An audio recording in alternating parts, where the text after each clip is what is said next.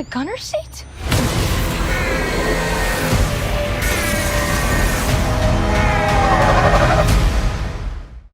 What's up, everybody? Mr. DVB here. I just got back from seeing Ghostbusters Afterlife, which is a film that I've been looking forward to for a while now.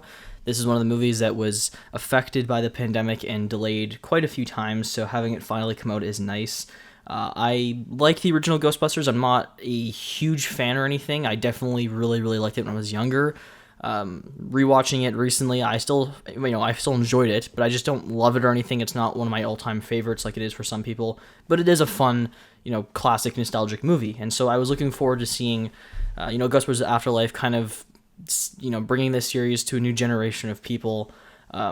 And it just looked entertaining from the trailers, so I'm glad that it's finally out. The movie's directed by Jason Reitman, who is the son of Ivan Reitman, who directed the original film, and he also oversaw the production on this movie, so he still had his hand in this film. So the film takes place nearly 4 decades after the original, same distance it has been in real life, and it follows Egon Spengler's daughter and grandkids as they move to this new town because he's passed away, and he's left them behind this strange house in the middle of nowhere in this small desert town. So the film is set there, and basically, it's these kids discover all the old equipment, and then some ghosts show up, and they become the new generation of Ghostbusters. I really liked this film. I think this is one of the most entertaining films I've seen this year. It was just a super, lovable film from start to finish. This was a very entertaining movie, a very charming film with a really good cast, lots of funny humor, and I'm just really glad that this movie turned out the way it did. I think fans of the original are going to love this movie. I think people who haven't seen the original will also enjoy this movie. There's definitely lots of callbacks to the original, but you don't really have to see the original one to watch this, but I would recommend it. But I think this is just a film that audiences are going to love. It's just a very well-made movie that definitely struck all the right notes for me. The cast of the movie I really liked, especially McKenna Grace, who is the main kid in this movie. She plays like this young nerdy science whiz, very similar to Egon's character in the original. She has a lot of the same characteristics, and she was great in this movie. She really did a fantastic job here. I've seen her in quite a bit of movies. She was in like the third Annabelle film. She was in the film Gifted, which she was really good in as well. And I thought she was great in this movie. Very fun role for her. And she definitely had some good humor and everything, and I just really liked the way her character was written.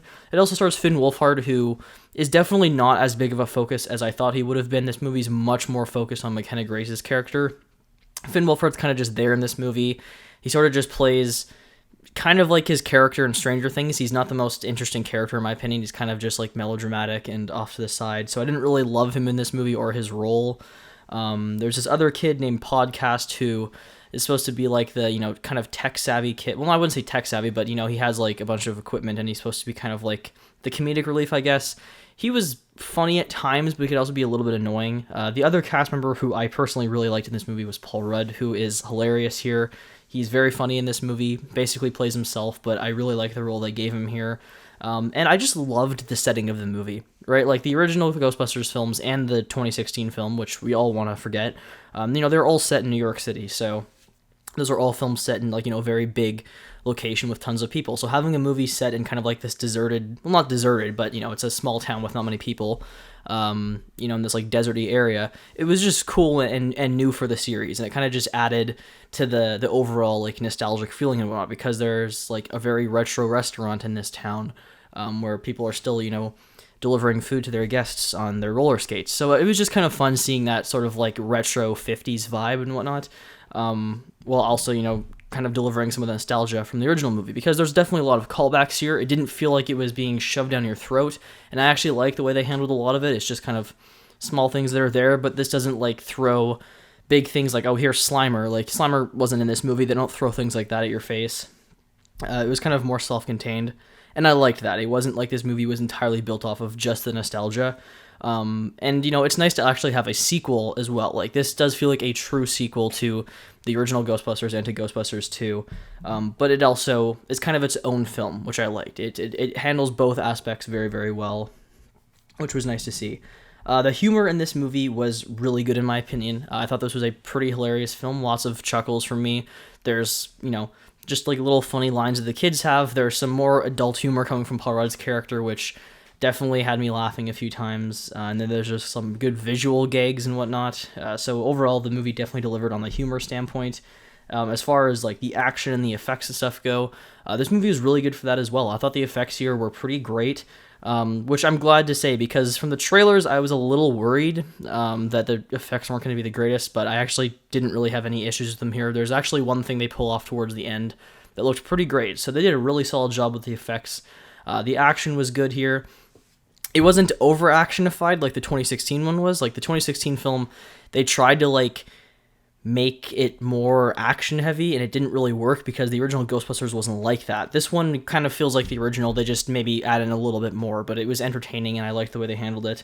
And I thought the story here was really good as well. I already talked about how I liked the setting. This film, contains a lot of the same villains and whatnot that the original film had, and I liked seeing those characters brought back, and then just the way they tackled the story was pretty cool. Not just, the ghost story and that plot, but also like the story of family and whatnot, because the main character never knew her father. Or not the main character, sorry, the main character's mom never knew her father. Yeah, so the way they handle like family in this movie, I really liked. It's definitely going to be touching for some people. And it was just really well handled. I thought the story was great here.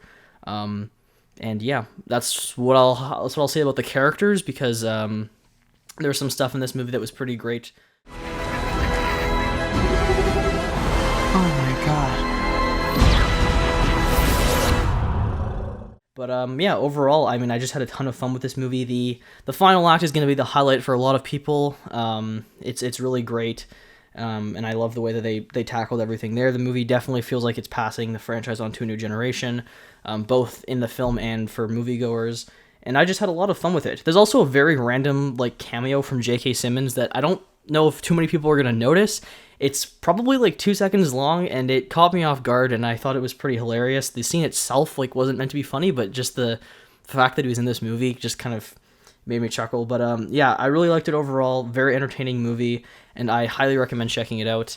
One of the most entertaining films of the year, like I said. It might not be like my personal favorite, but it is probably the most fun I've had, or at least one of the films that I had the most fun with this year. So definitely check Ghostbusters Afterlife out. It's heavily worth it. And there's also 2 post-credit scenes, so stick around for those. In the meantime, guys, if you enjoyed this review and you want to see more, consider subscribing to Mr. DVB, which is me.